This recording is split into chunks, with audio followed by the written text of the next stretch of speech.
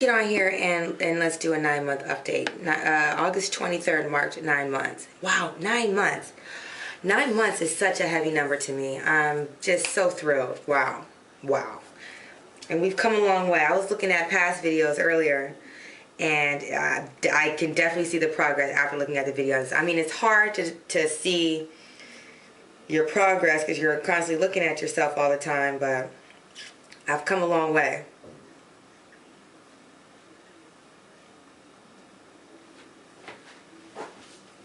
Sorry, y'all. My nose is itching. Oh, I'm so sorry. I'm so sorry. That's gross. I'm so sorry. So, what's going on? All right, let's start with the obvious, the color. And I really colored my hair on a whim. It was definitely not premeditated. I have to use this brand. And it's a strawberry blonde. I have to use this brand because it's the brand that I don't break out to.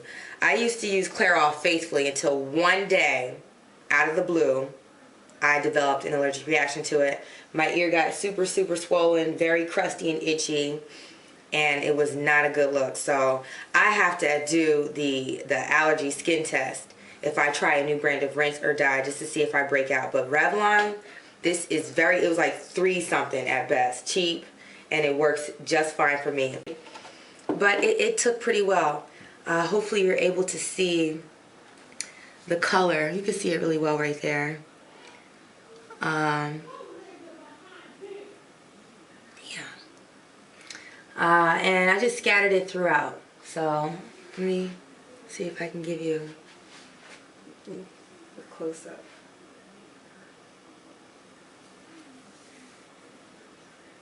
And we can see. So, yeah, I'm really digging that extra little bit of spice to the hair. What else is going on? Oh, did I show you guys my new sperm donors? I got a head full of sperm donors. What on earth is she talking about? Y'all can't tell me. Alright, y'all can't tell me that this don't look like a piece of sperm. Yeah, a piece of sperm right there to go to head and the tail. Mad sperm donors all throughout the dome.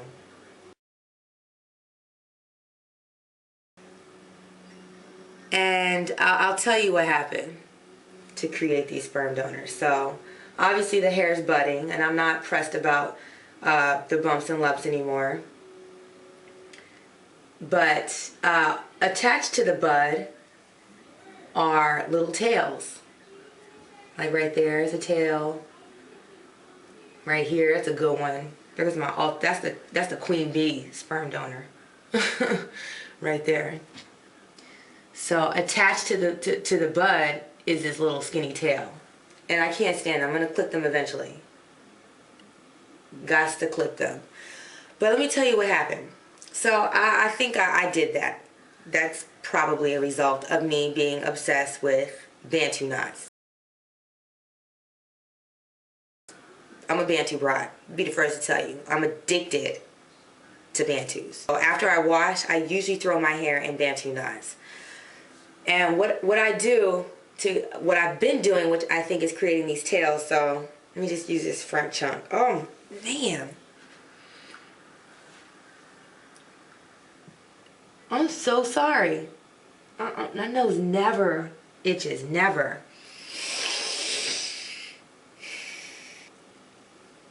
Taking that chunk of hair, I've been twisting it, all right, and then forming my Bantu knot, and then using the end pieces, stretching them so that I can secure. See how I'm like stretching that little piece of hair to secure my Bantu knot? So I think as a result of me stretching to secure the Bantu knots, I created those tails. So yeah, downfall to the Bantu knots. Oh, I've had to modify my Bantu knots. And then another thing what happened with the Bantu knots. So my whole thing was, yeah, I'm going to be sweating and swimming and having to wash a lot, but I don't want to retwist, don't want to retwist, don't want to over retwist. Yeah, right. The beginning of the summer, I OD'd with retwisting. I had a lot of things going on. I just need to look tightened up. So OD'd a lot in the beginning of the summer, and then I took a break. But then what had happened, y'all, for me doing my Bantu knots, I take the hair and twist it from the root. Alright, and that actually is retwisting it. You know, kind of like how I did my half-ass retwist video. Twisting it from the roots is actually kind of twisting it.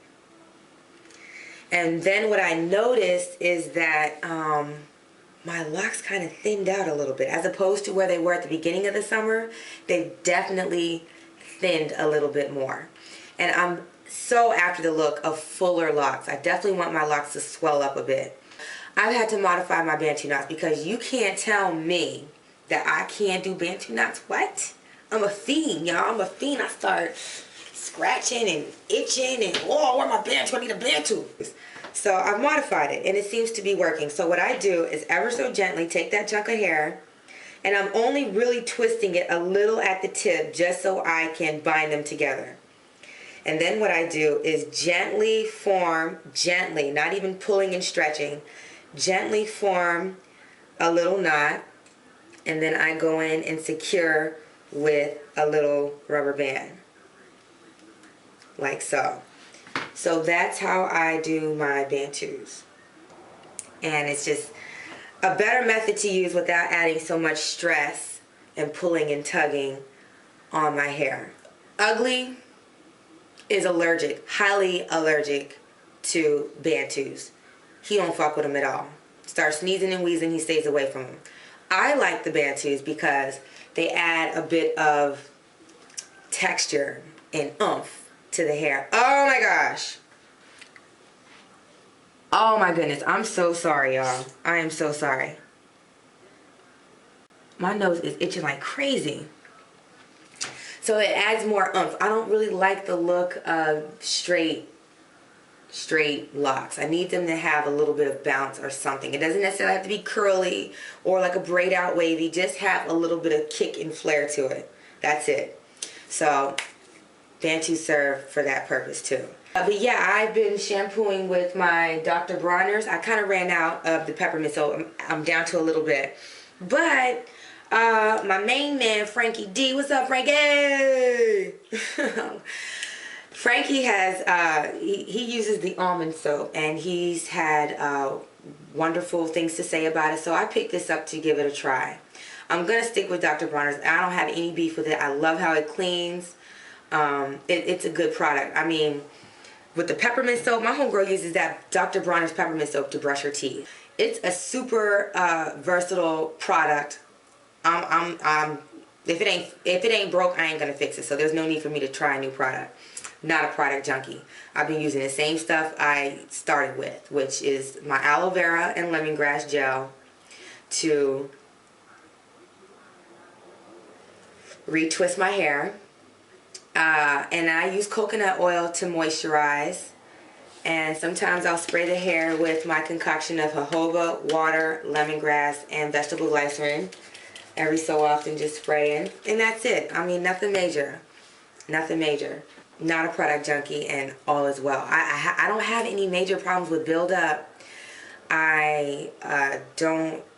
Even that lock in the back that used to get super, super dirty, I'm not really having any problems with it getting dirty anymore. Maybe because I'm washing more. But this lock... Let me shut up if it is really dirty. But this lock doesn't gather as much dirt as it used to. So I'm happy about that. I'm very, very satisfied with the progression of my hair. Yeah, it's growing. Ready for shrinkage to come. Any day now. But all is well. I think what I'm going to do for the next lock video is try my hand at latching.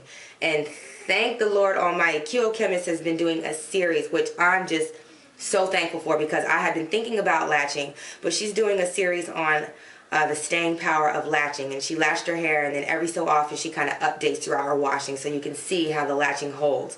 So that has been serving as a wonderful resource for me. So the next time I retwist, I'm definitely going to try my hand at latching, but I'm going to hold off a while because I have been accidentally retwisting for a very long time now. So I need I need some new growth in there so I can actually go on and do some serious latching. Alright, in which case I might actually, I've been thinking about going to a loctician just for the hell of it, but then there's one side of me that's like, dang girl, you've been doing this on your own straight for 9 months. You don't need nobody. You don't need nobody. Do this yourself. You know, it's very cool to be able to say, yep, I do my hair. Who locked your hair? Me. Who started your lock? Me. Who started your... Me. I'm doing it all. So that's very cool to be able to say. But yeah, that's it. That's all I got. Thanks for watching. I'll see you on the flip side.